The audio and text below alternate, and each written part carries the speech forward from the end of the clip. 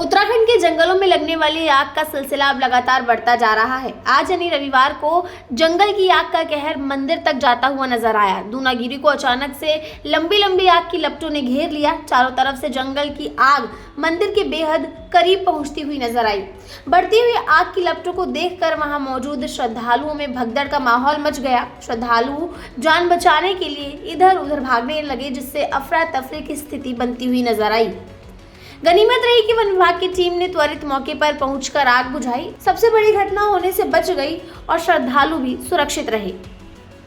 इस मामले में वहां मौजूद हमारे संवाददाता ने क्या देखा और वहां कैसी स्थिति है, इन सब तमाम जानकारी के लिए हम जुड़े हमारे द्वाराट के संवाददाता विमल शाह के साथ। देखिए उनसे हमारी ये खास बातचीत। हमारे साथ जुड़ चुके हैं हमारे साथी द्वाराट से विमल शाह। विमल जी, कैसी स्थिति है, क्या कारण बताए जा रहे हैं इतनी भयावह आग लगने की?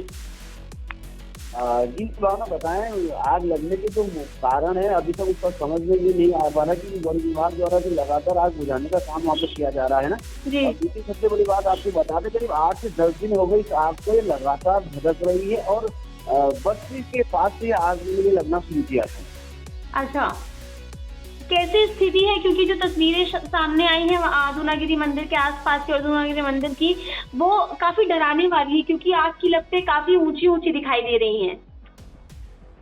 जी भावना, देखने वाली बात ये है कि जो दूनागिरी मंदिर का जहाँ पर ये जो वीडियो बहुत वायरल भी हो रहा है और लोग जो भक्त वहाँ माता के दरबार में पहुंच रहे हैं और उनमें भगदड़ मची अफरा तफरी का माहौल है और निश्चित तौर से वो लोग जान बचाकर भाग रहे हैं क्योंकि आप देख रहे होंगे किस प्रकार आग की लपटें बिल्कुल भयावह रूप धारण किया, विकराल रूप धारण किया, क्योंकि वो जो है वहाँ पर बांस बुराज और बांस का जंगल है तो बहुत ज्यादा घना होता है और ऐसी स्थिति में जब घने जंगलों में आग लगती है तो उसको विकराल रूप धारण कर ही लेता है। जब लेकिन दूसरी सबसे बड़ी बात ये सोचने वाली बात ये कि इसमें वन विभाग द्वारा क्यों नहीं तत्परता से कदम उठाया जाए, जबकि मैंने जैसे अभी कहा कि 8 से 10 दिन पहले से आग लगी हुई है, आज तक इस आग पर काबू नहीं पाया गया। ये सोचनी प्रश्न है क्योंकि विभाग की कहीं ना कहीं इसमें उदासीनता सीधे सीधे सामने नजर आ रही है। क्या विभाग की तरफ से भी कुछ इस बात को लेकर कोई सफाई दी जा रही है? उनकी तरफ से कुछ कहा जा रहा है कि किस कारणवश वो इतने दिनों तक उन्होंने इस बड़ी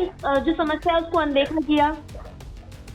जी भावना, हालांकि अगर इस बात पर कहा जाए तो मैंने खुद जाके जो यहाँ पर रेंज ऑफिसर है मदन लाल तंता, उससे मेरी वार्ता हुई थी दूरभाष पर, तो उन्होंने कहा था कि उस वक्त भी वो दूनागिरी के जंगल में आग बुझाते हुए अपनी टीम के साथ गए थे। लेकिन सबसे बड़ी बात ये है कि जो हमारे फायर वाटर अभी रखे जाते हैं फायर सीजन पर, उनके पास ऐसे कोई साजो सामान नहीं होता है, केवल एक रेक होता है और एक दराती उनको दी जाती है जिससे केवल वो आग को काटने का काम करते हैं। उस स्थिति में ऐसा होता है कि जब ऐसी विकराल स्थिति बन जाती है आग की तो वो लोग भी कहीं ना कहीं ये देखने वाली बात है कि उनके पास संसाधन विहीन होते हैं, तो ऐसे में आग पर काबू पाना बहुत मुश्किल हो जाता है। और विभाग ने ये सोचना चाहिए क्योंकि ये पहली बार नहीं हो रहा है, इस प्रकार के लगातार हर वक्त ऐसे ही दावाग्नि भड़कती है, लेकिन उसके बावजूद भी फायर वाचरों को कोई सुविधाएं नहीं दी जाती। ईंधन सुविधा देने की अगर बात करें तो फायर वाचरों को समय पर उनका भुगतान भी नहीं मिलता विभाग के द्वारा।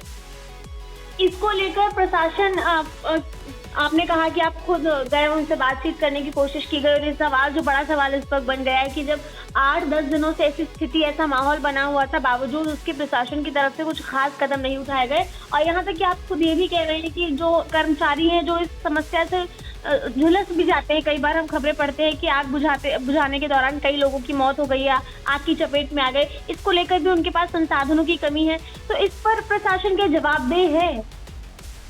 प्रशासन तो जवाबदेही है ही है, लेकिन सवाल इस बात का है कि वो यहाँ पर जैसे हम रेंज ऑफिस की बात करते हैं, जो एक रेंज पर्टिकुलर क्षेत्र का रेंज होता है, वहाँ पर बात करें तो वहाँ पर अधिकारी रेंजर होते हैं, तो रेंजर कहते हैं कि हमारे पास सीमित संसाधन है, जब तक हमको ऊपर से मिलते हैं वही हम आगे फायर वाचरों को मुहैया कराते हैं। लेकिन दूसरी एक बात और मैं कहना चाहता हूँ, यहाँ पर जो हमारे जो लोकल वाशिंदे जो लोकल लोग हैं वो लोग भी आग बुझाने के लिए भरसक प्रयास करते हैं, लेकिन कई बार क्या होता है कुछ लोग आग बुझाने गए होते हैं या कोई और बात करने गए होते हैं, तो जो वन विभाग का अमला है या वो उनको काम वालों के ऊपर ही हाथ धोने का काम करता है, अर्थात उनको काम करने से भी कई बार रोका जाता है। ये एक बहुत बड़ी सवाल है, बहुत बड़ा प्रश्न चिन्ह है विभाग के ऊपर कि आगे ऐसा कदम वो लोग क्यों उठाते हैं।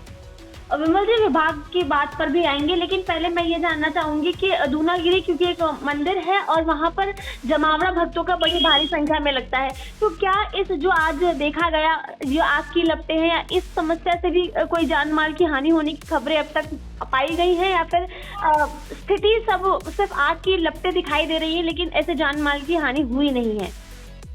जी भावना, ये गुनागिरी का मंदिर है, प्रसिद्ध वैष्णव शक्तिपीठ है। साल भर यहाँ भक्त आते हैं और इस ये जो सीजन है अभी यहाँ पर शादी ब्याह का विशेष समय रहता है पहाड़ों में, तो अभी सभी लोग शादी करने के बाद मंदिर में अपने दर्शनों को जाते हैं। और पूरे क्षेत्र का एकमात्र ऐसा मंदिर है जहाँ पर चौकुटिया, रानीखेत, चौराहाटी तमाम क्षेत्रों के लोग भक्त अपने वहाँ पर मंदिर में मत्था टेकने आते हैं।